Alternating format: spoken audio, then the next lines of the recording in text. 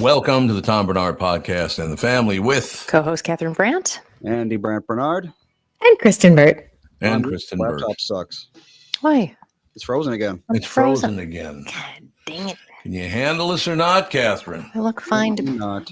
Oh, You're looking down. It looks like you're on your phone. Yeah, my computer is absolutely fine. All right, I will do that thing that you said to do. Bye. My voice will be here, but yeah, your voice will be here still.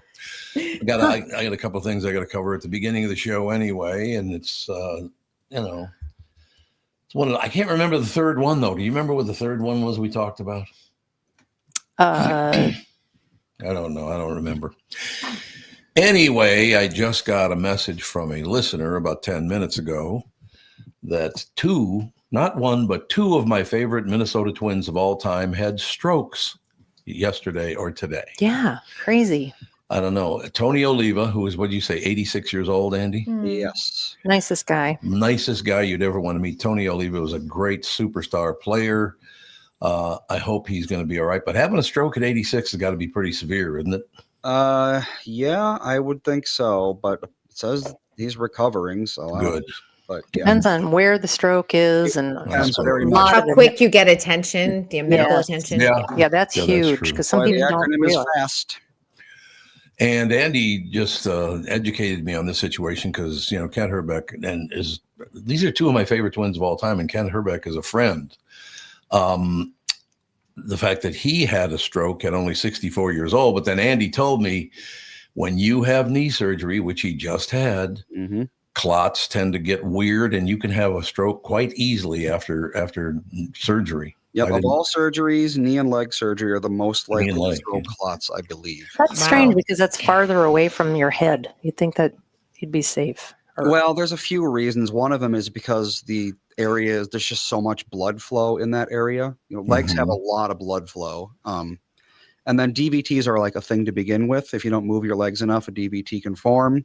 Okay. So, you got knee surgery, you're in a cast, you're not moving your leg. So there you go, DVT, plus the trauma of surgery. That's why long airplane flights, they recommend you get up once an hour. And wear those stockings for every hose. Yeah, they're so pretty. Yeah, it's funny. Gorgeous. I've had a few surgeries in the past few years, and each time they put these like mechanical pump things. Oh, the air compressors, yeah. Yeah, it's like almost like a blow-up bed that goes around your legs, and they just like constantly turn on and squeeze them. And it's like, I can walk, and I'm only going to be here for like a day. So why are you doing this? In recovery.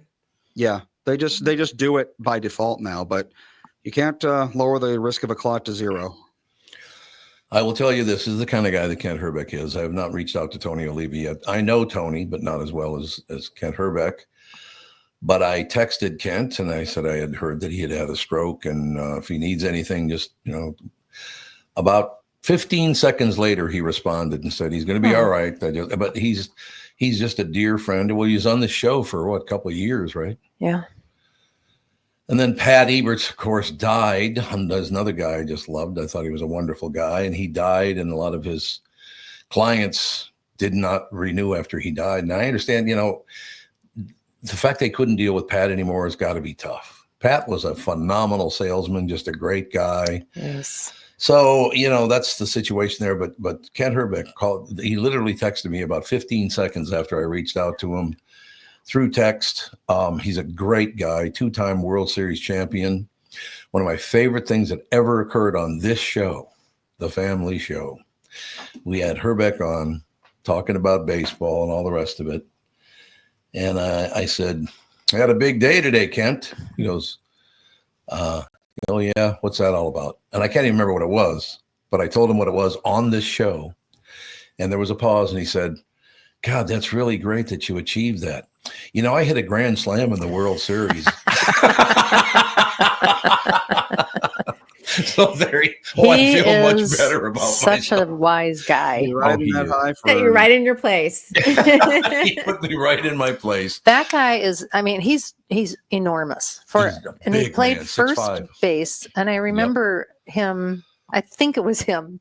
It's in my mind that it was him. Him like basically doing the splits while catching a ball. Yep, that was Kent.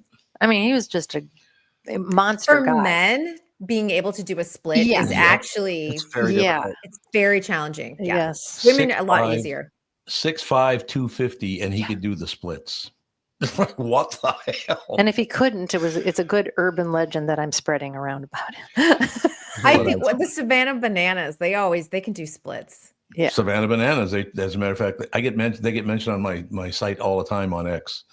Should the Twins play the Savannah Bananas, they'd probably win that game. Hey, the Twins won 2 times You know in what? a row. They have. Social media wise, Savannah Bananas are probably killing the MLB. Oh yeah, I think you're right about Yeah, that. honestly. It's there all the time. But so God bless you, Kent Herbeck, and thank you for reaching back Yes. out to me within about 15 seconds. And Speedy recovery. I got to find him a new sponsor so we can have him on the show during the baseball season again, because Kath and I have been watching the Twins. The Twins won 2 in a row against the worst team in baseball, but they're still wins. So that's good. I feel like a nice the worst. Bohemian beer would be a good sponsor for him. He's Bohemian. So you and he could go shoulder to shoulder on that one. Good people. But yeah, I just, I'm a very, very lucky guy. That was, as a matter of fact, it just appeared in, what's the big national press for radio and television again? What's it called? Oh, I put that on X. What is it? Radio Insider. Yeah, it's Insider. called Radio Insider. They wrote an article about me and this, that, and the Well, other they thing. picked up the Minneapolis Star Tribune Right. part of it. Right, they did, absolutely. Yeah, Roshini's like, hey, is he really quitting? I'm like, Roshini. mark my words, no. Mark my words, no. That's really nice. That's really, really great. Okay, and then I got to separate everything because I got to comment on one more thing, and I'm not going to use any personal names or anything because I'm too disgusted by the whole situation. Have you ever worked with someone, Andy or Kristen or Catherine, who did something so disgusting that you had no idea that this was ever going to happen? I worked with the guy for, a few years at least. I don't know who he is. Ugh. I know you said you worked with him, but I don't remember him at all. I won't even say where I worked with him, but it was at a radio station, so you might know where it is. He was a director of sales or something. I don't know what the hell he even was. Found guilty, yesterday? I think so. I think he was found guilty in court of sexual abuse of a minor, which turned out to be his own daughter. No. I know. Kristen, Awful. I can't stand it. I mean, it just. Do I know this person? You've met him. Yep. And I don't even want to say his name. It's too disgusting. It's just No, give the privacy to the daughter too if people absolutely. Yeah. Absolutely right. But yeah, I mean, I guess I did not know this because I was around the guy for a few years, and obviously it's got nothing to do with anything, but I just to know someone who did that. I've never known anybody. Have we ever known anybody before that's ever done anything like that? Well, you don't know about it usually. Well, that's true. I mean, yeah, that's true. It's done so often in silence. Victims oftentimes don't report it because they've been silenced. It's really sad. what's really gross, extra gross, is there's so many reports. I mean, now that you're on social, when you're on social media, you hear about everything, everywhere in every state. It seems like there's a lot of teachers that are abusing children, and even a lot of women. A lot of women. But I think this is my thought on this. I feel like it probably happened in the past, and it was that good job, you got your teach. You know what I mean? Like that weird, like it's okay for a teen boy to, and there, in those days, and I'm going to say this because it's rape is what it is. Yes, it is. But at the time it was viewed of like, oh, you're in a relationship with your teacher. Like, how hot is that? Like, there's a whole song of it, Hot for Teacher, Hot for Teacher. Yeah. Hot for Teacher from the 80s. But when a man would do it, it was predatory toward a female student. So now that people have unscrambled their brains and realized no matter which way it goes, guess what? It is sexual abuse. Terrible double standard. Yeah. I received an email from, I don't know if it was a relative or a friend or whatever of his, I don't know. But apparently this guy was always fawning on her and hugged her a lot more than anyone else and always paid close attention to her. I guess it's just so disgusting. I just don't understand. And I worked with this prick. I was around him for I don't know how many years. That bothers me. that I had to be, I obviously didn't know what he was doing and all the rest of it, but even being in contact with someone like that makes me want to vomit. Yeah, it's uncomfortable. And you know, especially those who were probably close, probably got groomed by him as well. It's just that whole grooming process. Like, I'm a good person. Look at what I do for the community, that type of thing. And especially people in his inner circle, they are probably, there's a lot to unpack with that. Oh, I think absolutely. There's no question about it. It just, okay, so why don't we separate from that? But I had to mention both of them because it drives me shocking. nuts. That is so shocking. And I just think the world of Kent Herbeck, and Tony Oliva is a great guy too. I don't know him as well as Kent, but I adore Kent Herbeck. He's a wonderful guy, very giving guy. Smart ass that had to tell me, oh, that's good for you, Tom. I hit a grand slam in the World Series. we have a photo of Ethan. I don't know how old he was, a little over a year. And Kent Herbeck. Yep. Ethan's looking at him like, are you a giant? So cute. Yeah, that's right. He's like, what the hell? That's the whole, but I mean, it comes into focus because I was just mentioning this national article that was in Inside Radio and blah, blah, blah. And they had, I don't know why they did it, but they kept mentioning all these famous people that I know. And I don't know why they mentioned that. Oh, they mentioned it because you said that you had interviewed all of these people. Oh, yeah, that's true. Yeah, the interviews. But it mentioned, and he's known Donald Trump for 25 years. Yeah. It's like, was that a shot or what? What?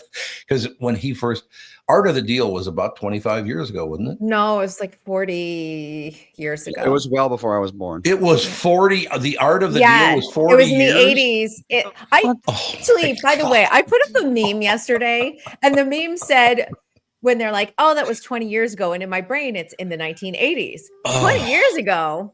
Yeah. It was 2000. Oh, well, no, it was 2005. See, I can't even do the math. 40 years ago? 40 plus years ago. I feel like every decade that you age, if you think it was, 3 years ago, it goes, you had to add 5 years to everything you think.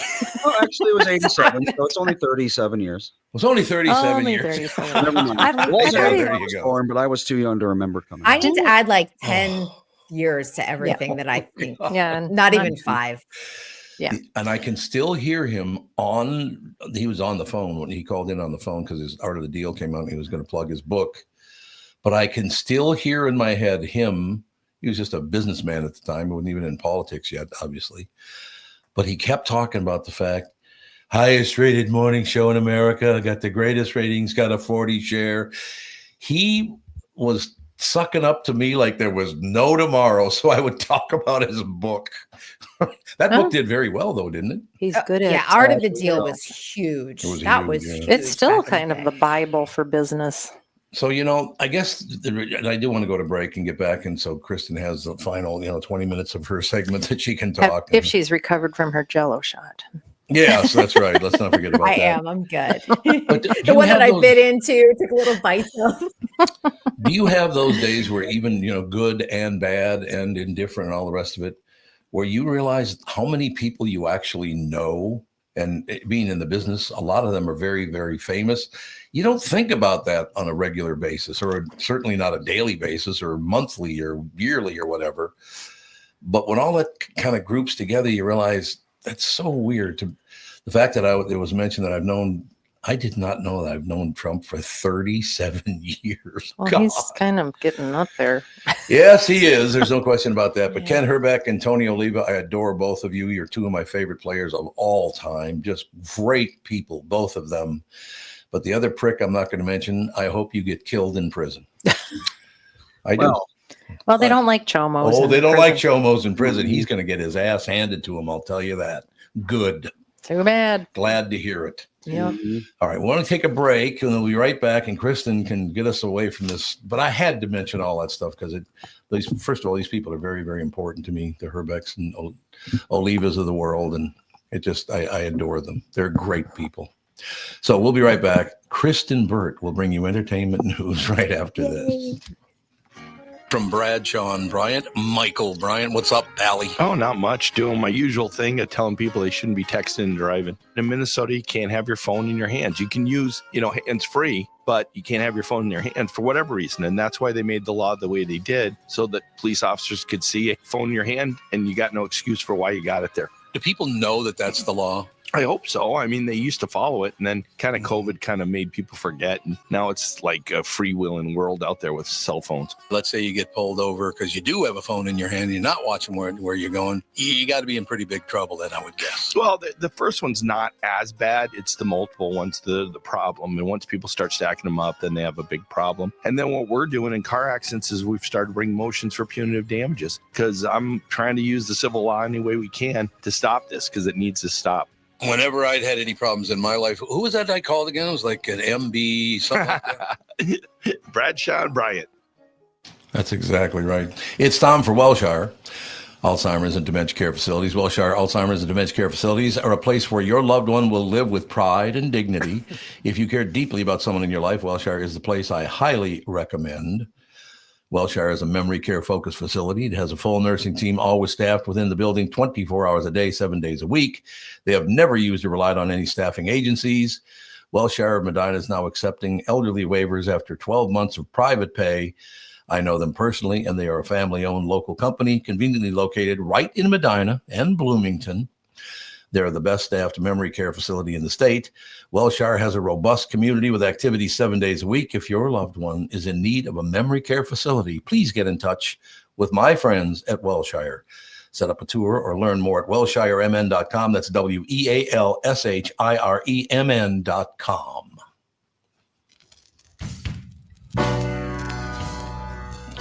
Or is that the sad news for us? It's really great. By the way, I just received on my, I get my messages on my watch. So I looked down at it while I was reading that commercial, and someone had to point out, yeah, Tom, I remember the first day he started and you had to walk over and introduce yourself and you shook his hand. I'm like, yeah, thanks.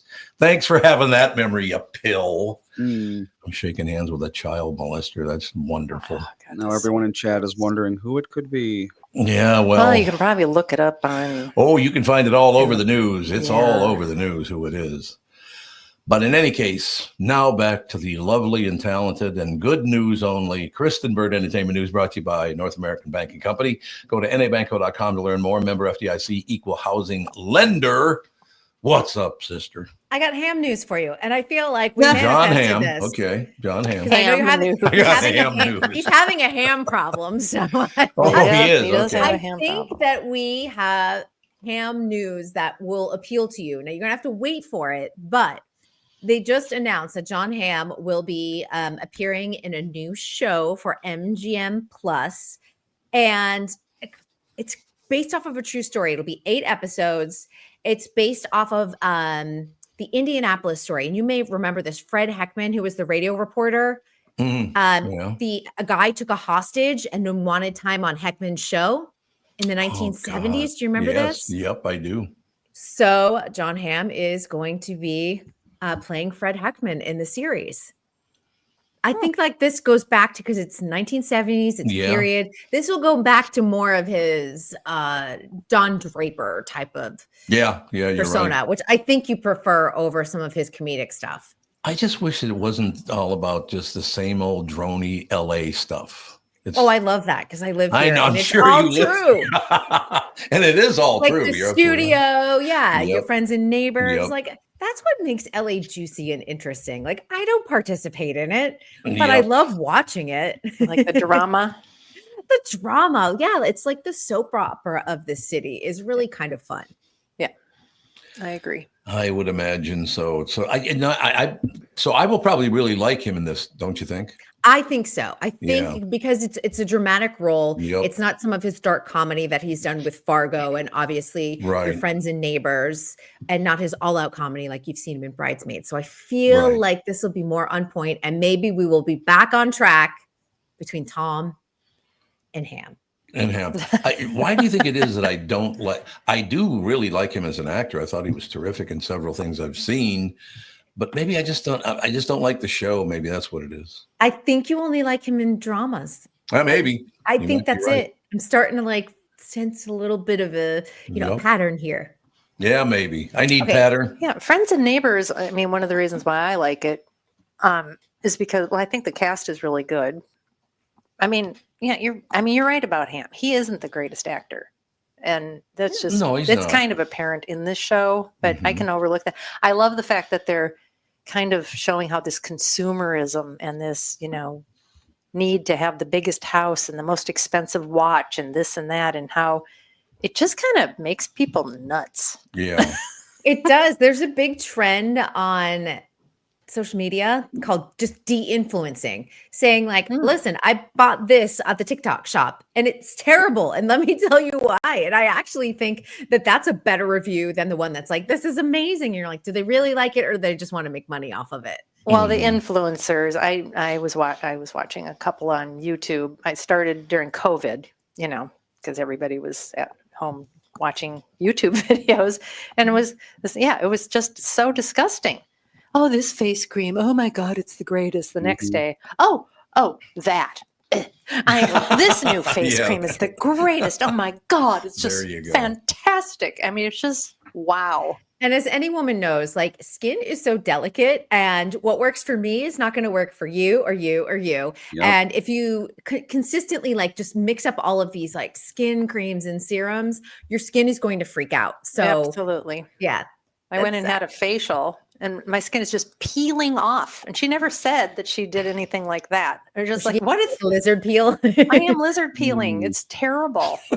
My sunscreen's like all in it. It's just gross. You have to wear the big, huge hat every day just so you don't get any sun. I don't give a shit, but just a button on the Ham situation. That show that will be coming out is called American Hostage. Just so everybody knows. Now, why is he so hot all of a sudden? He was in Fargo, and now he got this, and then he's got another one. He travels in good circles, so he's well liked, first of all, and he is someone who can do drama and comedy. Although we know Tom doesn't like his comedy, but he hangs out in that circle that produces a lot, like the Tina Fey circle, the Lorne Michaels circle. He will be executive producing American Hostage as well, so he's kind of leveling up himself. I look forward to it because, like I said, I like him a lot. He was okay in Fargo, and maybe I'll adjust to this. It's the show. I don't really care for it. Not just, I mean, it's not him. It's just that Hollywood thing when it's all about. I used to have to go out to Capitol Records all the time. When I worked at Capitol, I was at the Tower constantly. And we loved going to LA, and Catherine ordering 10-pound lobsters. It's a different era, though, in LA. Yeah, LA is shifted a lot too. Yeah. It's amazing too. The party I attended, the event the other night for Hulu. It's amazing to watch, and I get that it was reality TV focused, but I was at this event, and I'm like, some of these people are so much more famous than some of the actors doing, TV and scripted shows now because of the landscape and how much it has changed. It's amazing. No question about it. Maybe we should go out there again. We haven't been to LA in a long time. Yeah. Kathy. Why haven't you? We should go out. That's probably a 12-hour flight from the East Coast to Florida. Probably is. No, it's like 4.5. It's like 5. It's like 5. Oh, it's only 5. Well, okay. yeah, it's not too bad. Well, they're saying our flight from here to Minneapolis next week is going to be like 5 hours. From Fort Lauderdale. No, they said almost 4. Almost. Is 4. it direct? Mm-hmm. Yeah. Oh. Well, it's also a Delta flight. They always have that built-in like 45 minutes of line. They're never late. So they're never late. So they're never late. Yeah. That's true. So if you took off from Miami, you could get a direct flight into LA. Yeah, probably. Or Orlando. Yeah. Yeah, we're looking forward to coming back to Minnesota for the whole summer. Summers in Minnesota are just spectacular. Just wonderful. Except for the bugs. Except for the mosquitoes. That's you guys are spending more time in Florida. Is your main residency now Florida? Yeah. Yep. Yeah, it is. Okay. Mm-hmm. And I can tell you one of the reasons for that was Tim Walz. It's like, I'm not giving him a cent. I'm sorry. Forget it. He's gross. He's out of the mix. Well, I just got to get out of there. Yeah. And I mean, that's not the only reason, whatever, but it just, let's talk entertainment. Yes, you're right. Let's talk entertainment. Let's talk entertainment. Because he's not entertaining. That's a good way to put it. Let's talk entertainment. Good way to another person we were talking about this week. I love how we manifest things on this show. Pee Wee Herman, Paul Rubens. Oh, love yesterday, HBO released a 2-part documentary that Paul Rubens participated in before his death because he wanted people to get to know him. And he knew he was dying. You know, he suffered from cancer for many years. He battled it. And he was 70 when he died, which I was surprised at. He always looked really young. I know. Yeah, he was such a tiny little guy. Yeah. He was. So it's going to be Pee-wee as himself. It's going to premiere on HBO on May 23rd. It's 2 parts, but if you watch it at 8 p.m., the second part immediately follows it. When you say Pee-wee as himself, do you mean Paul Rubens as Pee-wee? Pee-wee as himself. He's unveiling who he is behind Pee-wee. So there you go. Okay, I see. But he appears as Paul Rubens. Got it. And I will tell you, I watched the trailer this morning and I was weeping. It was so beautiful. And he jokes about like the drug era, because of course he was part of that era in LA. He's not shying away from the controversies that he has been in the a movie part theater, of. you mean? Yeah, Movie he was theater- he was disgraced. I think that's what ended He was. Pee-wee's Playhouse, It did. wasn't it? 1991, he was in adult movie theater. He was masturbating. But again, he was in adult movie theater. However, and I forgot about this one. There was a second controversy in 2002. He turned himself in on a misdemeanor charge of possessing materials depicting children under the age of 18 engaged in sexual contact. Do you remember this? Yeah. Conduct. No, he said, this was his defense. That they were art or something, right? They were part of a vintage erotica collection, but why do you want an erotica collection that has children under 18? Yeah, agree. thank you. 100%. Thank you. He pleaded guilty to a lesser charge in 2004. So, but he does address all of that. I'm sure he's going to lean into the erotica collection aspect of it. But he was beloved in Hollywood. And as we know, good people do bad things, bad people do good things. So once again, about 35, maybe even 40 years ago, because I'm always thinking everything was 20 years ago and it was 40 years ago, but I did not know he was coming into the studio to do the show. Nobody told me, because I was a huge fan of Pee-wee's Playhouse. I just loved it. I thought it was a great show because that was before all the stuff came out and all the rest of it. But the weird thing is, I did not know he was coming into the studio live, but I found out because I'm on the show, I'm talking on a microphone, all of a sudden I hear this. I went, oh my, I turn around and there's Paul Rubens. was he dressed in full? Yeah, oh yeah. Yeah, he had Do you have photos? I'm sure there are, somewhere. Somebody's got them. Yeah, that's the one thing about, what I like about social media and at least smartphones is that you always have a photo or a video of those big moments. Yeah.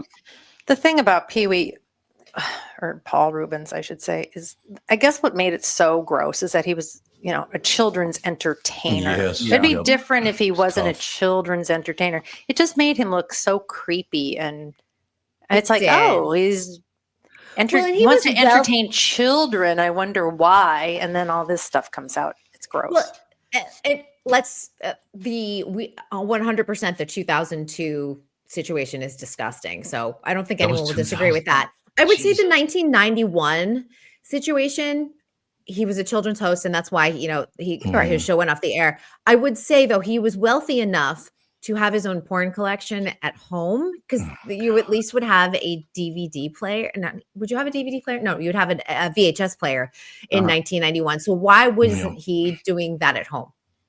Yeah, exactly. Yeah. That's all. In the privacy of your own home. Is it the risk part of it that they love? Maybe. Yeah. And that's a whole other psychological thing to dive into that we should not dive into. No. Honestly, and kind of by coincidence, because, that whole thing that I found out about and blah, blah, blah. Catherine and I went for a walk. Well, we walked Jude, actually. And we're talking a bit about it. It's like, I love our son and our daughter the most. How do you get to a point with your own child where you don't just love them for who they are? It makes no sense to me, that connection. You got to be one sick bastard in the first place, right? Yeah. What are you talking about? 100%. Just to do what he did. No, but I mean, The guy molesting his daughter. yeah, I mean, I adore you and Alex, and how that even enters someone's brain, I will never understand. Sometimes it is cyclical and there's a family history. Well, and a reminder that not everyone who is abused becomes an abuser. We need to throw that out there too. But for some people not getting out of that cycle, it can happen And it's tragic when you have like a family sort of history that goes on for generations for something like that. Did you know, even though he's been sentenced to 25 years or, all the rest of Everyone is Googling right now who this is. Yeah. I don't understand any of it and all the rest of it. The guy had everything going in his life and all the rest of it. Let's go back to the entertainment. You're right. I'm just getting whipped up. Like, Jesus. Yeah. You won't be able to protect the person who was the victim of this. Yeah. Right. No, you're absolutely right. Yeah. Absolutely correct. Yeah. Which is just awful. Just as something throwing out there for a lot of your listeners, because I know they listen to I know they watch Hallmark. Little shift they do. Okay. I know you don't, Tom, but they do. I watch Hallmark. I like Hallmark. You watch the Christmas movies? I love Christmas movies. Love it. Too. Okay, so if you have Peacock and that is how you are watching your Hallmark, or if you're watching When Calls the Heart or any of their other series, it is leaving Peacock, all of the Hallmark content, May 1st. Really? Yes, it was a 3-year agreement. And that contract has come to an end. So we've got, a week, less than a week, actually, until that happens. And that is because Hallmark now has their own streaming service, Hallmark Plus. That is where all of that content is moving over to. So if you're watching When Calls the Heart or The Way Home or any of the Christmas movies, it'll all be behind the paywall of Hallmark Plus, which is $7.99 a month or $79.99 for the year, everyone. If you have cable and have Hallmark, know that you will have the cable content, but there are things that are exclusive to streaming that will be behind the paywall on Hallmark Plus. I thought Hallmark already had their own streaming service. Didn't they have their own streaming service last fall? So we probably talked about it on this show too. Oh, okay. Yeah, that's probably it. All right. Well, thanks for cheering me up. I needed you and Andy in our lives today because Kath and I were talking about this, and so it was wonderful to have you guys on. Yes, the ham problem. The ham. Yeah, there you go. We'll talk to you tomorrow. See you tomorrow. Bye. Kristen Bird Entertainment News brought to you by North American Banking Company. Go to nabanco.com to learn more. Member FDIC, equal housing lender. We'll take a break. We'll be right back. I saw you adjusting your camera there. I'm assuming it's what? I think that would be Debra. I'm pretty sure it was Debra. She was adjusting her camera and moving it around. But Debra will join us right after this, ladies and gentlemen, from Cyber Sports Limited. We'll be right back right after this. Why should your business bank with North American Banking Company? Here's Brian Thiel, president of Abrasives of St. Paul. What I like best about North American Banking Company is the small town feel with great products and very good service, and I love the people. I would definitely recommend North American to other business owners. A lot of banks I could choose from, and North American Banking Company is the one. So why not bank where I bank? With my friends at North American Banking Company. Go to nabanco.com to learn more. That's nabanco.com, or stop by any one of their 6 Twin Cities locations. Member FDIC, equal housing lender. For Brad, John Bryant, Michael Bryant. Michael, what's up? Dealing with another case where a person gave a statement to the adjuster because they thought the person was really friendly. Is that a good idea? Well, the problem is they know the law when they call you up. And while you're trying to be fair and you're trying to get help, the reality is there are questions you get asked that the way you answer them make a big difference. And people put themselves in trouble. And when they aren't in trouble, they didn't do anything wrong, but suddenly the adjuster's got a statement that can blow up their case completely. What has caused people to be so untrustworthy, I guess is the best way I could put it? They take advantage. Well, insurance companies have hired adjusters whose job it is to deal with unrepresented people. So they're supposed to kind of lure them in, call them every day, see how they're doing. And people are like, oh, I'm doing pretty good. Where the reality is they've kind of adjusted to their problem that they've got going on. So it's not that they're completely better, but the way they say it gets to be a problem. And that's why having somebody who can explain your rights, represent you, make sure that you understand the law before you give a statement can make a big difference in your case. Michael Bryant, Brad Shawn Bryant.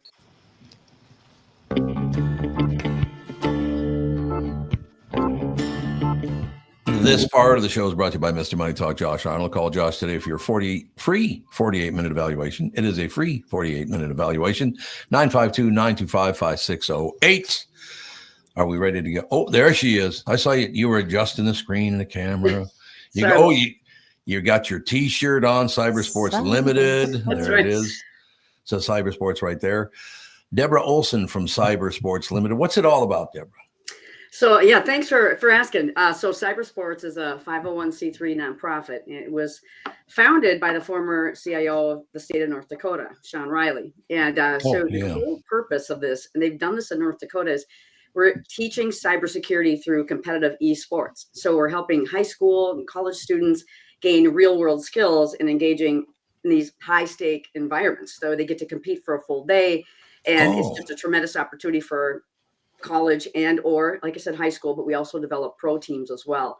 But at the end of the day, cybersecurity is the first line of defense in today's world. So the demand for professionals has just gone through the roof. It's at 35% just in the last decade alone. Wow. Yeah. So the talent gap is massive. And so we're bridging that gap through these innovative competitive events. So we've had tremendous success, and we just continue to push the message.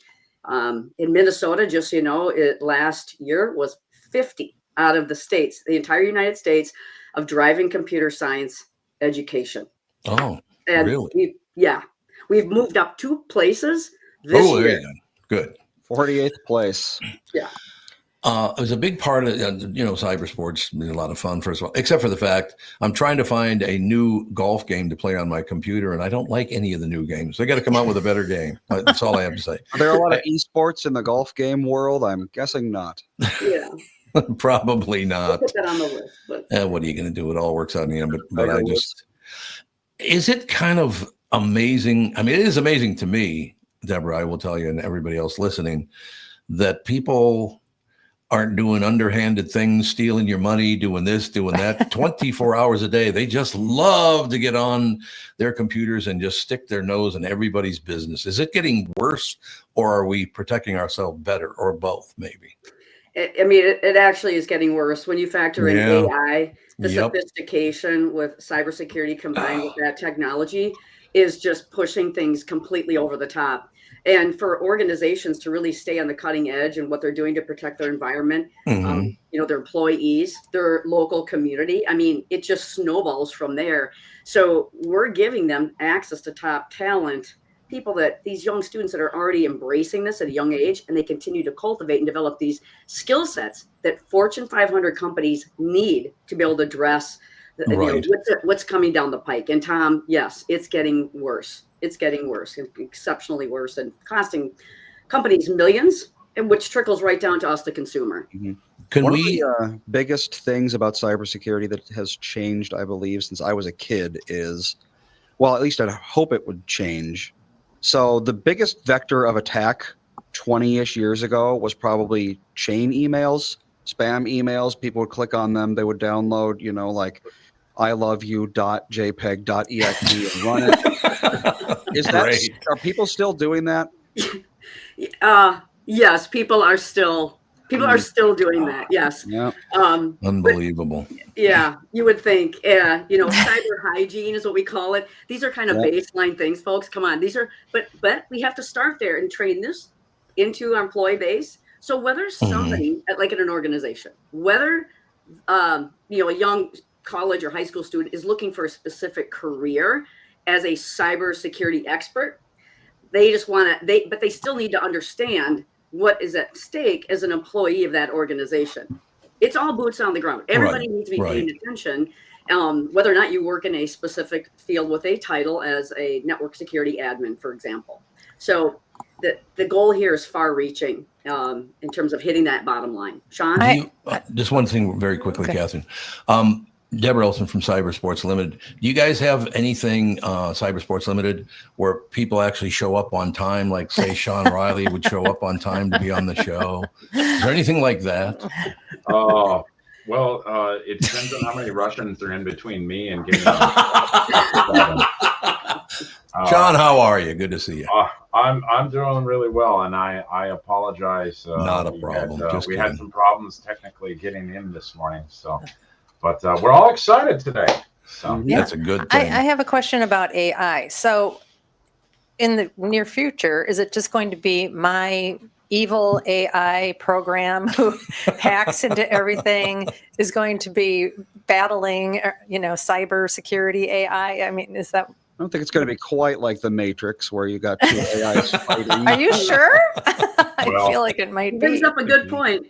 Yeah, well, I can tell you, the reality is that's not the future. That's actually the past. The reality is we've already had AI versus AI, bot versus bot for about the last 8 years. Now, the bots got a whole lot smarter in the last 2, and they're getting smarter and smarter, but so is the defense system. And in fact, when you go out today and you look at some of the biggest security environments in the world, so one of the largest environments in the world is actually the North Dakota Cyber Defense Perimeter, which nobody would ever expect this, but North Dakota has a whole lot of big nuclear bomb things, right? And so there's a very large cyber defense perimeter up there. Eek. And many millions of people in it, even though the state doesn't have many millions of people. But their defense perimeter defends over 4.5 billion attacks a year. Jeez. And their defense today, their defense today is 99 point. I got to do this on my fingers. 9999999, 6 nines. 6 nines is all fully automated. Artificial intelligence handles 99.9999999% of the. Really? Well, I know that sounds like a lot of attacks, but if you consider the fact that if you have any sort of account, I have several different email addresses. I have a Steam account, obviously. And if I go into these old email addresses, I will find someone trying to get into a Microsoft or Steam account probably once every half an hour. And I'm just some guy. Really? If I tallied them all up, it would probably be in the tens of thousands. Because they're just bots that probe every single account they can find. They're probably probing, 1 million accounts per hour. Well, that's scary. What I love about this show today is we have Debra, we have Shawn, and we have Andy. So I'm just going to sit back and shut up because I can't handle you guys. I'm not anywhere near as sophisticated as you guys. Yeah, I got a computer, but I'm not sophisticated about it at all. I do things like, oh look, I can type in 10 with a 1 and a 0 or TEN. I can do both. Yeah, when I'm working on my computer doing some coding at home, Ethan's always like, press the T button. And he's like, look, there's a T on the screen now. Yeah. Cool.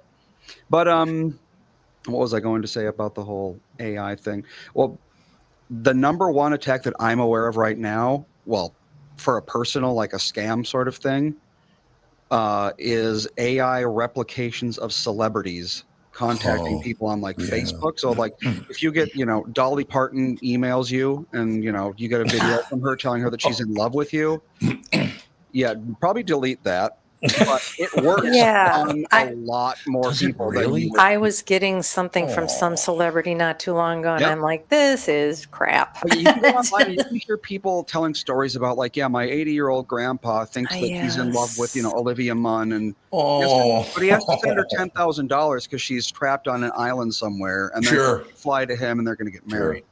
And it's like, well, and I'll give you some examples here too. So the reality is the attackers out there are very, very sophisticated. They're very intelligent. They know what they're doing, and they tend to be very well funded, and they tend to have a lot of resources. Yes. And what we see when you were asking about kind of the email chain problem. So phishing today, phishing, phishing is still the #1 attack vector in the world today. Oh. And it is still one of the easiest ways to be able to connect to people. And the phishing has been everything from everybody's seen the old, hey, I'm a Nigerian prince, I won the lottery, I can only move my money. 409 scams or whatever they're called. Yeah. Everybody's seen those scams. Those are the old school scams. Yes. The reality is now is that they're getting vastly more intelligent. And what they do is hey, it's 4th of July is coming up. So the phishing emails change and go, hey, free fireworks down at your local fireworks store. And the local fireworks store actually has the name and address of a real store. All you have to do is give us your name, address, and log into this account, and you can get your coupon to get your free fireworks. And of course, the fireworks store knows nothing about it, right? They didn't send it out. This is a scammer who's trying to grab credentials from you via a link in an email. And they do the same thing around hunting season. The #1 most clicked on phishing email in the world in the fall by men happens to be you could win a free shotgun if you sign up for this account. Oh, A little deer hunting there. Yep, and it's deer hunting Yeah. season. Deer hunting season has this huge, and we would see we test this, right? So as a cybersecurity person, we go out and we test these kind of things all the time. We send out these fake emails ourselves to our own teams to see who clicks on. Yep. And we're testing this. Oh. Every company does that, and isn't it something like 20% of people fail the test or something? Really? Yeah, it depends. It depends on the company. It depends on how well they're trained. But a very, very highly trained company still tends to fail 4% of the time. And you think about that. Hey, 4%, that's not such a big deal.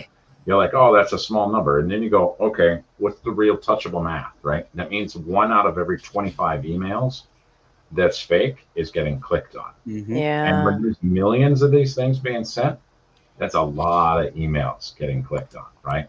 So if we've got 1 million emails being sent, what is that, 4,000 of them that's coming through? I've got to do math on the fly here, guys. Yeah. But 4,000 of them are getting clicked on. And if you're a company, large organizations have 50,000 employees, 100,000 employees. Sending 1 million emails to them is nothing. Right? So you're still having people click those things every single day all over the place. Oh, really? And you can be really, really good at this and be really, really aware for months and years on ends. And then all of a sudden you get, you're busy. You just got off a Teams call. Your kid is coming in from school, and all of a sudden you get a text message that's, hey, you got to look at your email. And you go, oh, crap, what happened? And you look at the email quick, and it says, oh, here's so-and-so from HR. And if you don't get this in, you're not getting your next paycheck. Well, crap. Why am I not getting my paycheck? Yeah. God. Yep. And that compound problem is something that's now becoming more and more common because of the amount of data the hackers have been able to get, where they may have your email address. They may also have your cell phone number. They'll send you a message that says, hey, an email is coming to you. You should look for it.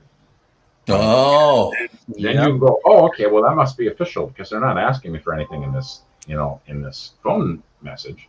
You go and check your email, and all of a sudden there it is again, right? So these things are super complex, and they're very scary. And this is why things like cybersports need to exist. Is everybody today is in technology, right? Name me a job today that is not technology. Right. They don't exist. They don't exist unless somebody says Amish butter churner. That's right. And how many Amish butter churner jobs are there? What, 13 in the whole country? I don't know. Right. Actually, funnily enough, Amish people actually do use technology on the job. They're just not allowed to own technology at home. Oh. When they go out and work for like a construction company or whatever, they're going to be using the power tools and everything. They're just not allowed to own them. Exactly. So even the Amish are probably touching computers now and then. Yep. 300 million Americans out there that have a job every single day, and 300 million Americans using technology every single day. And the part that drives me absolutely nuts is, why aren't our children learning about this technology in school? Absolutely. Yeah, absolutely. Why is it not the first thing they're learning? I mean, absolutely should be. I like cursive writing too, guys, but I haven't used a whole lot of cursive writing lately. So where is this in every single classroom across the board? Right now, there's only one state in the entire country that has computer science and cyber science requirements, kindergarten through PhD. And that same state is the only state that has it as a graduation requirement. And so that's where we're coming in as a game platform to help kids learn, whether they're kindergartners, or they're 6th graders, they're 9th graders, they're seniors, they're college. Maybe they're already in a job and they're professionals already. The reality is you can play a game to learn how to defend yourself, how to defend your community, defend your nation. That's an incredible thing. So that's really the critical nature of cybersports, to help move this message across the entire country and even really across the world. So is the first cybersecurity lesson, the FBI doesn't want Google Play gift cards? The very first lesson is the kindergarten lesson, and it is very important to learn how to share. Sharing is great, but not always on your computer. Oh. Yeah. And that's the first lesson. We got our first internet connection in what, like 98? Yeah. So I was 11 or 12, and I remember even back then being told many, many times, like, not everyone on the internet is your friend. Don't tell anyone where you live. Don't tell anyone your real name, et cetera, et cetera. And I never did. Well, that's a great idea. But I remember so long ago, they were doing they were doing crazy things back then. We had a Mac, right? And I'm on the computer, and all of a sudden I get this flashing, warning, you've got a virus. And this is on a Mac, which was harder to. When would this have been? I don't know, 2000s? No, earlier than that. Yeah, we did get a Windows ME computer in 99 or 2000. Oh, he remembers this. Maybe it wasn't. Okay, I remember it because it was a piece of crap. And it said, we're going to prove to you that you've got a virus. We're going to open and shut your drawer for your CD drawer. And it did it. And I was like, I logged off, unplugged everything. I'm like, I don't know. Are we going to be killed now? I don't know what's going to happen. I was so freaked out by that. That was crazy. It doesn't mean you got a virus, though. You didn't have to get a virus for them to do that. It was just like a .bat file that would run. It was insane how they have been clever, evil geniuses forever. It seems like it's all about money, isn't it? Yeah. Where are most of the viruses and all this phishing stuff coming from now? I know that there was a big ring in Jamaica where they were befriending people on social media for money. I don't know where is it. Where's the hotbed now? Yeah, so there's three kind of what I would say super classes of attack vectors today, right? So I because I was late, I didn't get to introduce myself. I'm sorry, guys. I do this for a living. I break into places for a living, and I did this for many years. Yeah, for many years. My job was to break into military assets and Department of Defense and things like that before bad guys did, right? And to be able to find the holes and to be able to plug holes. I did this in all sorts of sizes, and my career has been really interesting. I've been all kinds of things. Go to TED.com, search me up. You'll find 4 TED Talks. You can see all the cool stuff. But I get to live in this nowadays, and the 3 super categories, right, is the first is you have what we used to really lovingly call script kiddies, right? Just folks who are learning that have different tools. You can find these tools for free on the internet. The tools most of the time are actually tools used for good things, but then you can use that tool in a bad way, right? It's no different than my pocket knife, right? I've worn a pocket knife since I was 8 years old. I've cut lots and lots and lots of boxes and baling string on at farm and everything. But you know what I've never done with that pocket knife? I've never stabbed anybody. That's good. Well, thank you. So I mean, that knife could it be used as a weapon? Yes, but I never did. Right. Most of the script kiddie tools, that's kind of what they are. Right. Okay. There's some that are meant for bad, but most of them are just tools that can be used for anything, and they use them the wrong way.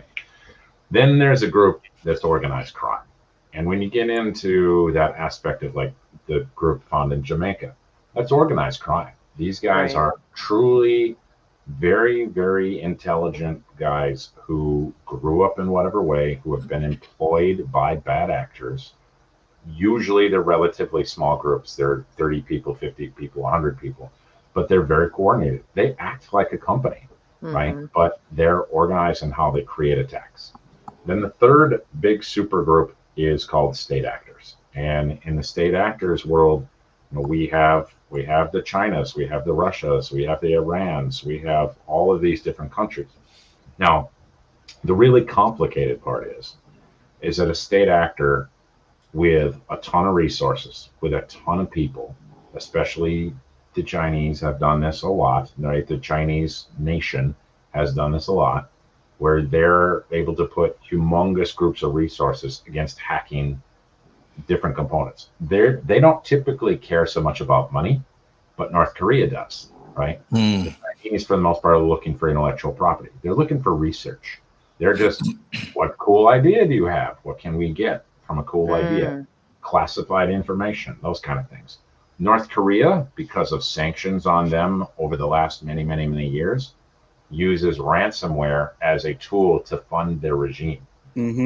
The estimates are that they're getting somewhere between $8 and $12 billion a year in ransomware to be able to help prop up their government, right? That's amazing. And so those three bodies, right? The one on the bottom is relatively easy to defend against. The one in the middle, they're much more complicated. You can defend against them through technology pretty well, but they exploit the human.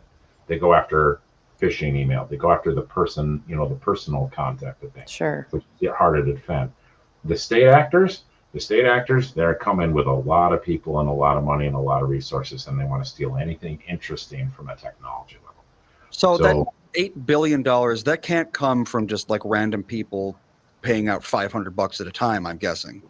No, they like to go after companies. In the last several years, education, K-12, has been a huge target, right? Yeah. There was a school in Montana where they went in, they encrypted the entire school's databases. Yep. And they said, hey, school, you owe us $1 million to be able to get your school back. And the school says, we don't have $1 million. We're not paying the ransom. So the bad actors, because they had the information, because they had all of this data, they started calling the parents and saying, God, it's only 10 grand, because if you don't pay the 10 grand, you don't get your grades and your kids don't get to go to college because they have no school records. And so they tried to blackmail the parents. And those are the kind of nasty things that you see. But schools are a big thing in the last few years. Hospitals are a big thing in the last few years. Hospitals. Medical centers are a big target. Companies that with retail products, because a lot of the retail product companies, when they get hit with a ransomware, they go out of their way to not tell anybody. They don't want anybody to know they have this problem because they think it's going to break trust. I remember when Target got hit with, was it ransomware like 15 years ago or something like that? Yeah, they had a credit card breach or something. Some sort of breach. Yeah. And I remember that was like a huge deal at the time. Now every company gets hit with a credit card breach every third week. It's insane. Yeah, the breaches, this is where this gets to be, again, this is really insane, is that it used to be credit cards had a lot of value. You could go on a dark website and you would buy a package of credit card numbers, just like going on Amazon and buying a bag of rice, right? But you go on the dark web and you go, I want 5,000 credit card numbers. And it was, $1 for 10 or something like that. So 10 cents a credit card number. You get your package and then you go and do whatever you wanted to do with those credit card numbers. Well, nowadays, credit cards have been so ubiquitously stolen that it's more like a penny for 50 numbers.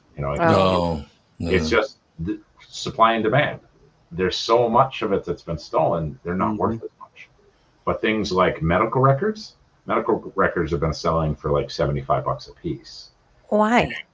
Because you can turn that medical record into money too. You can go and do fake Social Security, or you can go after Medicare, Medicaid, insurance funds, all those kind of things to try to be able to, again, fraudulently steal money from those organizations. It's incredible. I have a quick question. So when Elon Musk went in and was doging the government, and they were talking about these old computers that they've been operating, these, real ancient computer systems, is it actually better because they have such low sophistication that they're harder to hack, or not? So it's yes and a no. Okay. So it's both, and it depends, unfortunately, right? So I work with governments all over the planet, mostly in the United States, but offshore as well. The problem is that governments have technology that tends to be old. They don't recapitalize their technology the way that most of the private sector does. The governments have lots and lots of really cool, really new tech, but they operationally tend to have lots and lots of old stuff. Every state still has mainframes. Really? The mainframes that are out there yet. Most states have mainframes that are older than I am, and I'm graying now. And most of them have tech that's I am. In fact, one of the states I went into, I was a CIO for one of the states for 6 years. One of the first initiatives we said is no technology older than Shawn. So here's the date. Anything older than that has to go away. And we were almost successful. Uh-oh. Shoot. Uh-oh, he froze. Oh, He froze. somebody's attacking him. Well, I tell you what, we'll take a break. We'll take a break. That's a good time to take a break. We'll be right. One thing I got to tell you though, well, I'll tell Debra because she's still active and live. Yeah. I never ever have anybody come back after me for money or anything on a computer. I always get threatened. So listeners get pissed off of me, and they're calling them. If I ever meet you, I'm gonna kick your ass. That's what I get out of it. I'm like, and I tell them, I can't remember the actor who said this or what movie it was in, but I always reply to them with the line, everybody's a tough guy until they meet a tough guy. And that really pisses them off. But nobody's ever come up to me on the street. I don't know why they threaten me on social media all the time, but they do it all the time. Wasn't that Mike Tyson? Tough guy was someone. No, it was an actor. But Mike Tyson said everyone has a plan until they get punched in the face. That's what he said. So that's what I was thinking of. Okay, makes sense. There you go. Now I can see the guy's face, but I can't remember his name. We'll take a very quick break, come right back, and it looks like Shawn's ready to go now anyway. I can see him moving, so that's good. Back in about 2 minutes right after this. Does thinking about retirement make you uncomfortable? Sometimes the anxiety for wondering if you've saved enough can be overwhelming. But what if I told you that you could ease those tensions in just 48 minutes? My guy, Josh Arnold, Mr. Money Talk, can sit down with you and get you on the right track for your financial future. Josh has navigated it all when it comes to uncertain market and economic conditions, and he'll always provide straight talk. Never sugar-coated advice on how to reach the finish line with your retirement goals. Don't let your financial worries give you an ulcer or keep you from calling Josh right now. His 48-minute no-obligation consultation could be just what you need to feel better about your future. Call Josh today at 952-925-5608. Set up your free 48-minute no-obligation consultation. That's 952-925-5608. Investment services offered by Josh Arnold Investment Consultant, LLC Security Investment Advisor. Past performance is no guarantee of future results. All investments must involve risk. You know that. All comments and opinions of Josh Arnold do not constitute investment advice. I am a paid endorser. I'm talking with my friends Michael Bilski and Brad Huckle of North American Banking Company. Guys, business owners have had to deal with a lot over the last few years, haven't they? They sure have, Tommy. We pride ourselves on being able to help our customers with the challenges they face. Our business bankers are experts and are always ready to help our customers capitalize on opportunities and solve problems. Loan decisions come quickly because they're made here in the Twin Cities and not shipped out of state like at some of the national banks in town. This allows our customers to expand their businesses with confidence, knowing that they have our team of experts in their corner. Okay, so now you give me this big thing at the end. Way to go. Well, you are the professional. Oh, I forgot. Look, I know Brad and Mike, and I trust them with my banking. They've personally delivered on everything they've just said, so why not bank with my banker? North American Banking Company, a better banking experience, member FDIC, equal housing lender.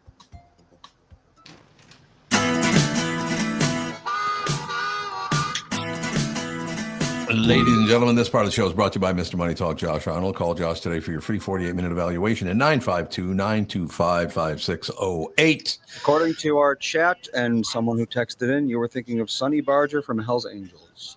Oh. Sonny Barger, that's exactly what it was from the Hell's old, Angels. Everybody's a tough guy till they meet a tough guy. Sonny's no longer with us, I think.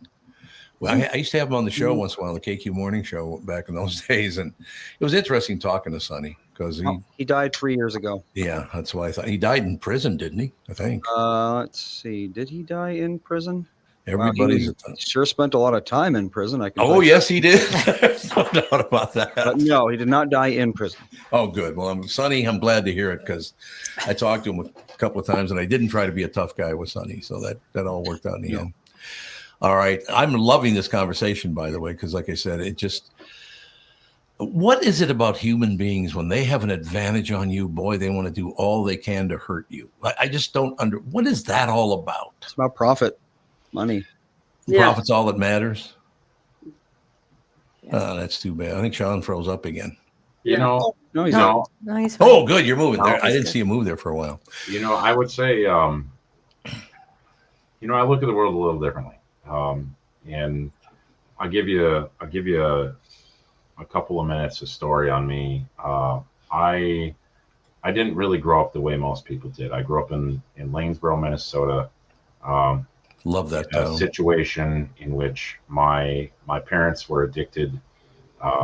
My upbringing sucked. I have I've got the burns on my hands and my arms to kind of remind me of the life I came from. Right. And as a teenager, I was going down the wrong path in life, very much the wrong path in life.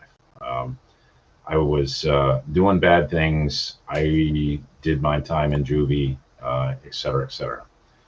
But a whole bunch of people took it upon themselves to look at me and say, kid, one guy, two people that helped me immensely. One, his name was Hyatt King. The other's name was Bob Addix. And Bob literally put his hand on my shoulder and he said, kid, your parents may not be able to be saved, but you should be. And he and so many other people gave me this opportunity, and they didn't have to help me. There was nothing in it for them. Right. Nothing that they got out of it other than, just the belief that they could do something more in the world. And I had people who gave me a computer. They gave me a book to learn how to use it. I learned code. By the time I was in 10th grade, I first got in the newspaper because I hacked my school's network for a speech. And, 2 minutes and 11 seconds, I hacked the school's network, changed the grades of one of the students. Changed the grades of one of the students, one of the other people in the classroom, turned around in the classroom and went, ta-da! And the whole classroom cheered except for the teacher. The teacher went down and got the superintendent, brought the super down, and, I could have easily been expelled. They could have, put me in detention for the rest of my life, whatever. But instead, the superintendent, he knew what life I came from, and he knew a lot of stuff that was happening in my personal life. And he looked at that and he said, no, I don't think we'll punish Shawn, but you do need to write a paper about this, put it in the school newspaper for extra credit. And I did. And then it got picked up by the Rochester Post-Bulletin and then the Pioneer Press. And then guys with 3 letters behind their name showed up at my house to ask me what I knew. And I was a dumb kid. I told them exactly what I could do. I'm like, oh yeah, I could do this and this and this. And I didn't know half that stuff was a felony. I had no idea. What I learned though was that people took it upon themselves to help me. And that's really the cornerstone of what we do at Cybersports is today I'm a co-founder and co-CEO for a venture studio. We build companies all around the world. My first company I sold when I was 19 years old. I started when I was 16, sold when I was 19. And I've been doing this ever since. And I work with governments and I work in cybersecurity with the Department of Defense and lots of folks. But the cornerstone of what we do is we ask a question, and it's how might we help others succeed? And we spend our time trying to find projects that helps other people. And I want to break the chains of intergenerational poverty. I want to give kids that opportunity that I was given. And I was given that opportunity simply because I grew up in this little town of 800 people and nobody really knew how to help me, but they tried, right? And they gave me knowledge. They gave me a computer. They gave me food sometimes. I mean, whatever that small token was that they could do. And it gave me the option to be able to change my life. It changed my family's life. And I now work to be able to help others this way. And that's where Cybersports comes from. It's a not-for-profit. We're not looking to make money here. We're looking to help kids.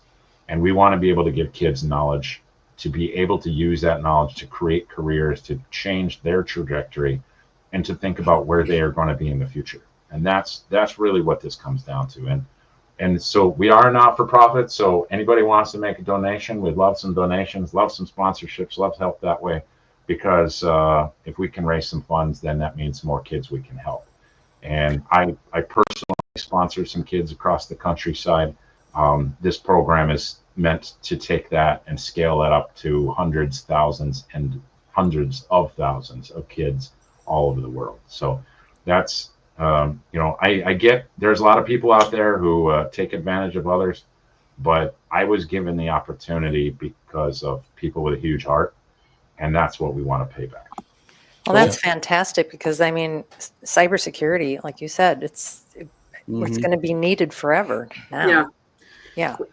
And when people realize where Minnesota sits on the map, it's daunting. And most are like, what? We are home to some of the largest Fortune 500 companies. And a lot of these organizations have giving goals. Everyone wants to be a part of giving back, and they have that as a part of their mission moving forward. So my role as an executive leader for cybersports driving sponsorships is evangelizing that message and how it hits their bottom line. They want to get involved. They should want to get involved. And it bodes well for just their brand, how they're looked at by their other companies and other partners that they deal with and businesses that they engage with. They're looked at as an innovator and a leader and trying to make a change.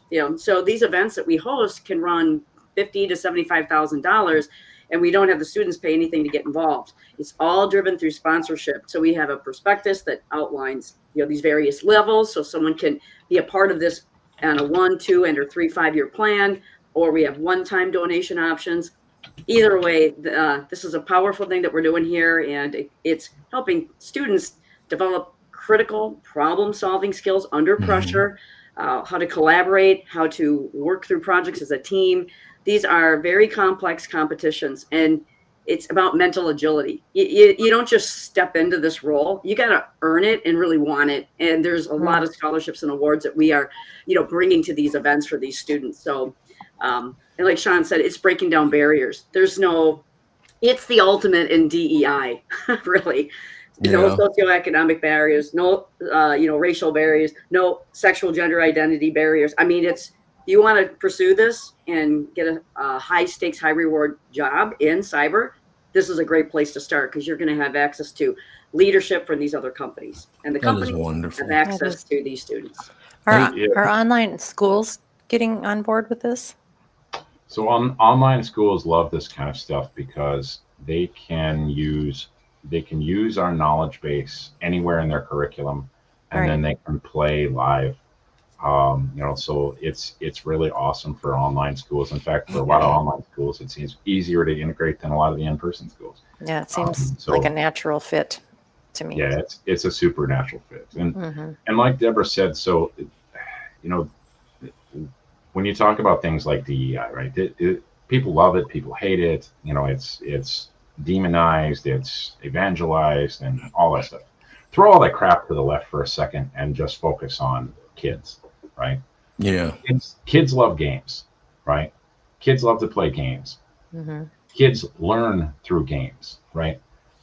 The entirety of human history, our kids learn skills they need when they're young playing, right?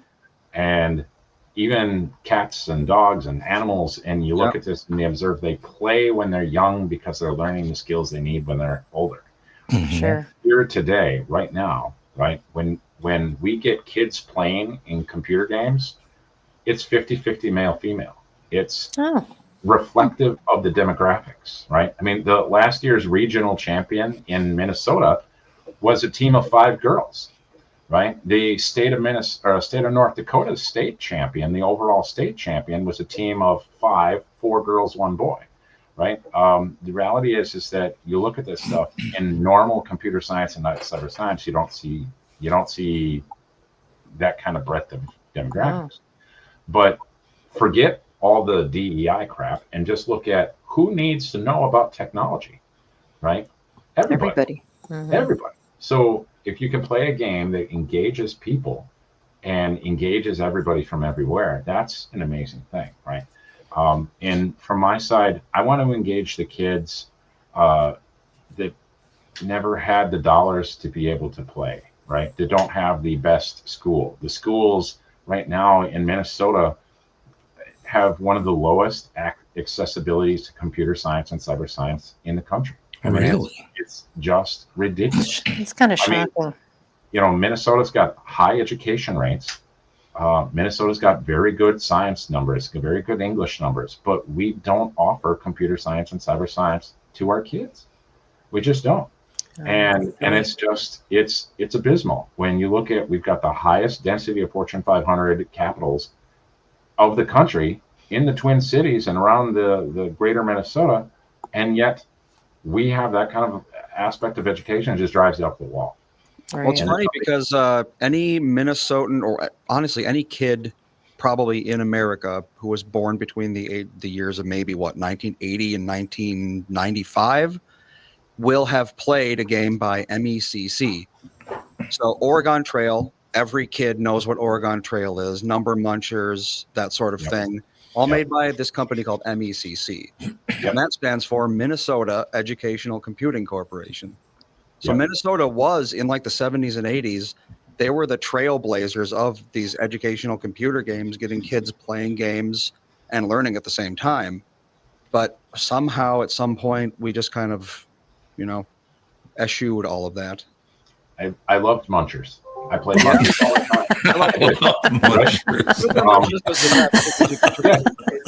time. So I was very, very good at math Munchers by the time I was in 5th grade. Yeah, me too. And I'm a bit of a math nerd nowadays just because of the fields I work in, right?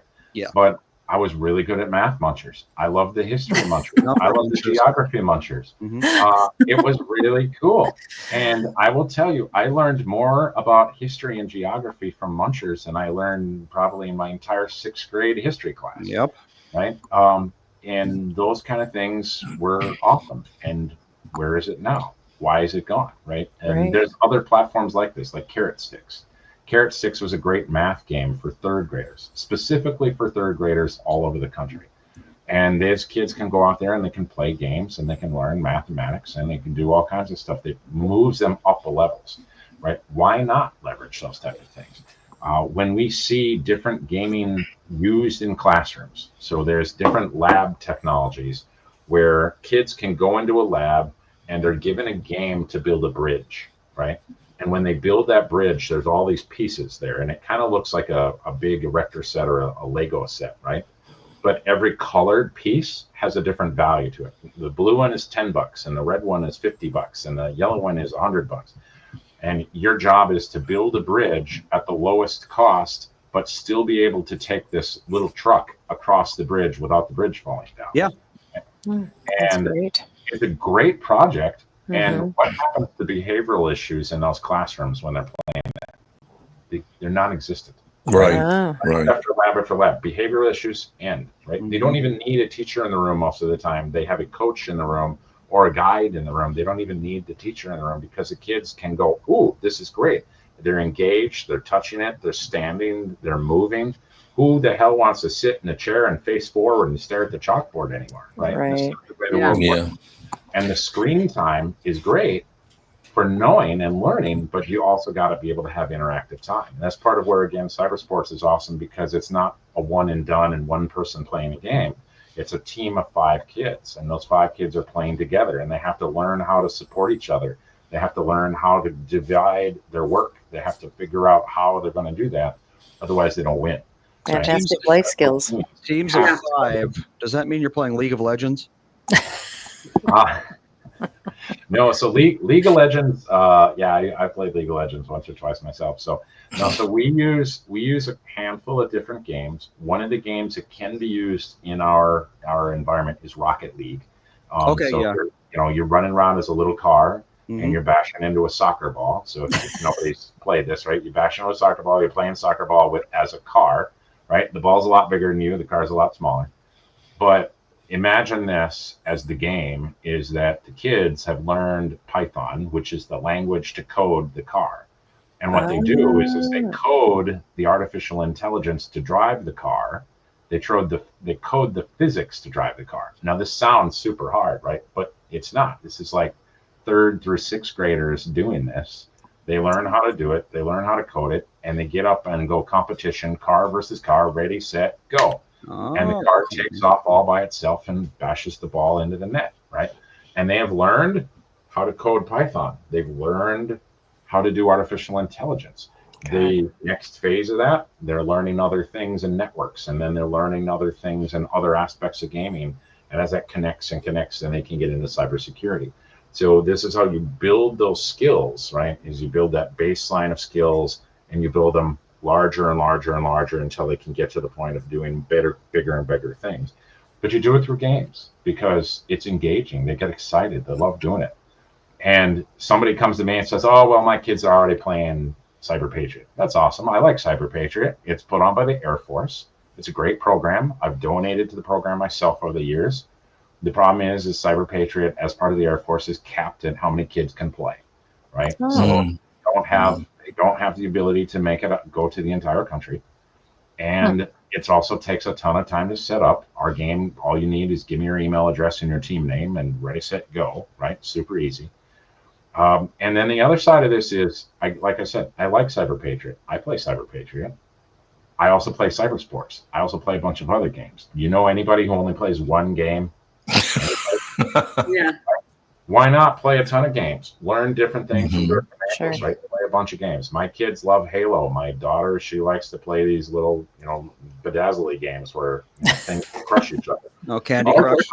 You play all these different games because it gives you more and more skill sets. And this is really the future of education. Gamification helps people learn in ways that we've never really considered in the past. Tell them about during COVID when schools were shut down and the number of calls that you got from parents. I love that story.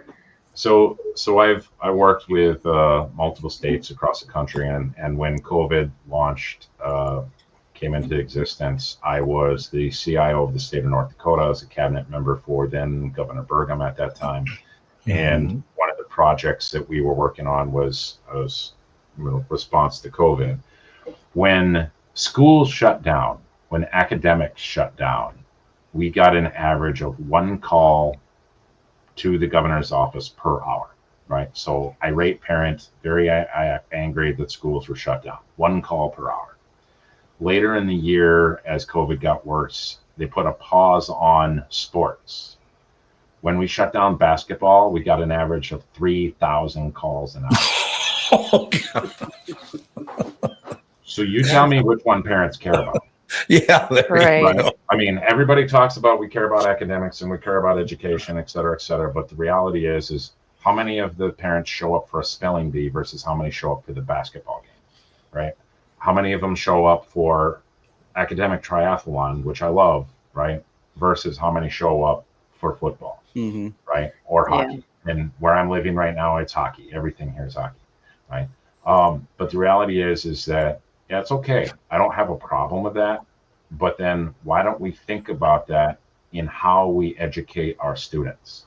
Let's think about let's create that aspect of competition. Let's create that component where parents can get involved and can be part of the multiplier for their children and use this knowledge. And that's where cyber sports comes in, is that our program helps to multiply kids' capabilities.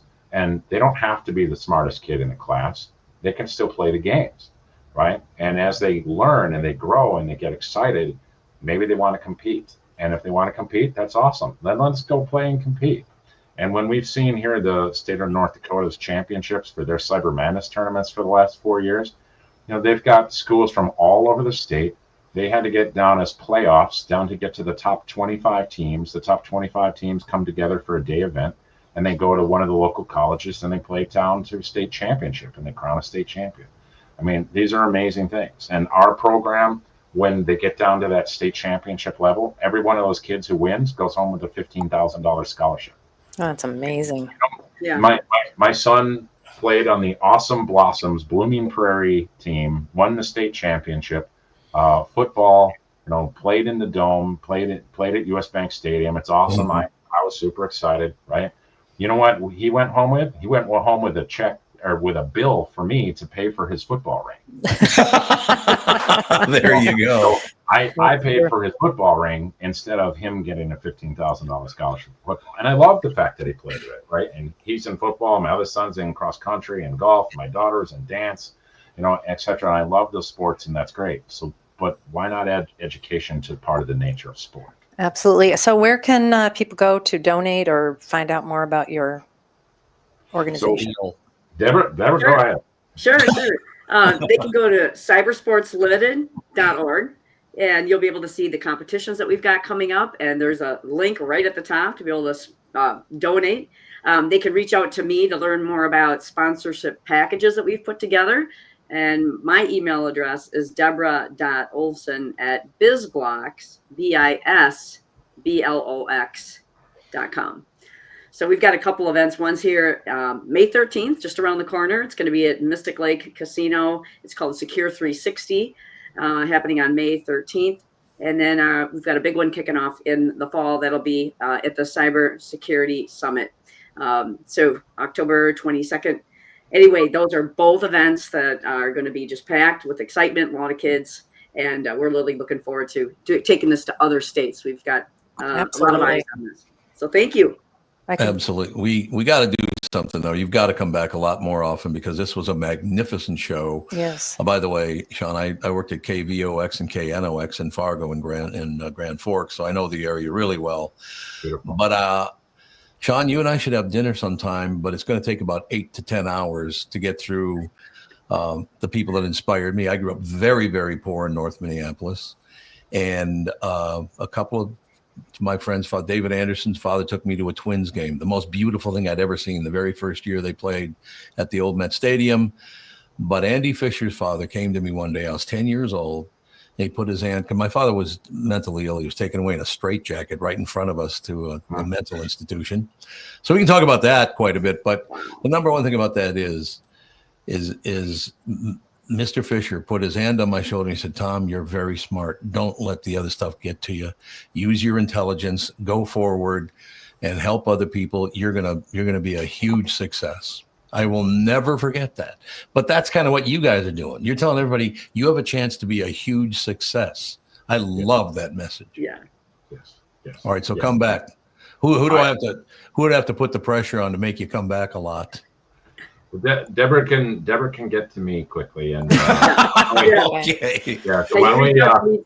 We'll make it happen. Debra can circle all our contact infos. Let's do that. I'm through the Twin Cities all the time. I do travel the world quite a bit. Fourth quarter last year, I was in 9 countries. So I'm on the road a little more than average, but I am through the Twin Cities all the time. In fact, I will be driving through the Twin Cities on Saturday. So magnificent. Well, we have to get it going. I'll say one more thing, and then I got to hand it off to Andy because this was Andy's show all the way. He was inspired by this whole situation. But what I love about all of this is you're using what you've been through, not to piss and moan and whine, but to help other people not to have to go through it. I love that about this kind of conversation. Very admirable. Andy, I know you got some closing words.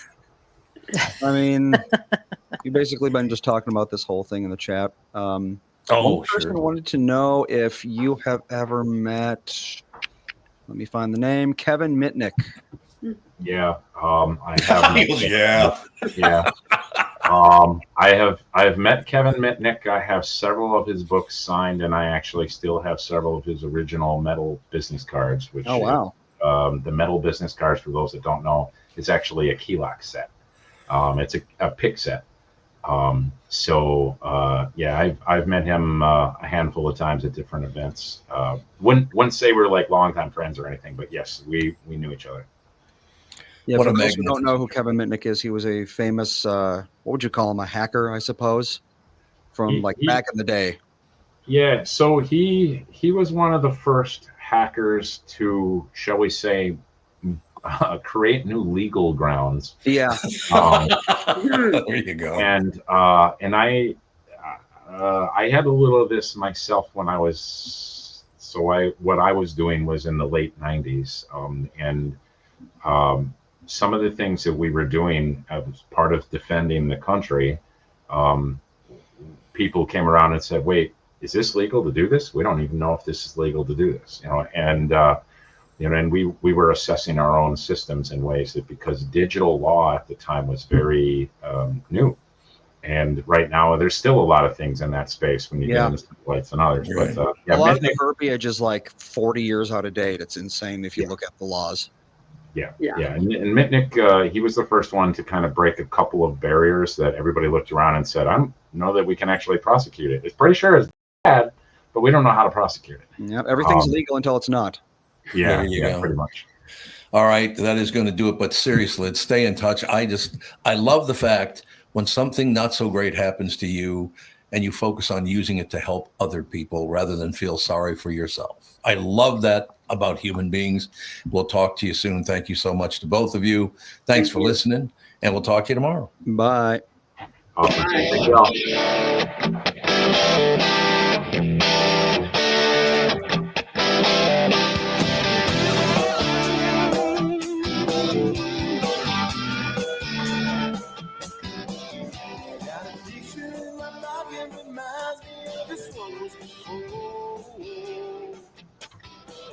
Every time I hear the singing reminds me how you talking.